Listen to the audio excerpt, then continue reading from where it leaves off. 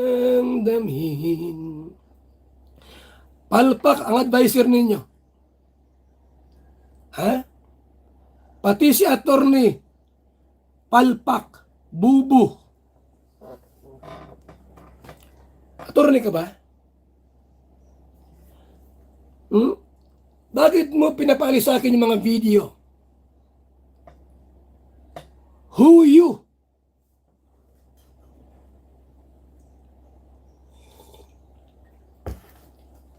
Isang Boticanong broadcaster, radyo personnel, Val Santos Matubang.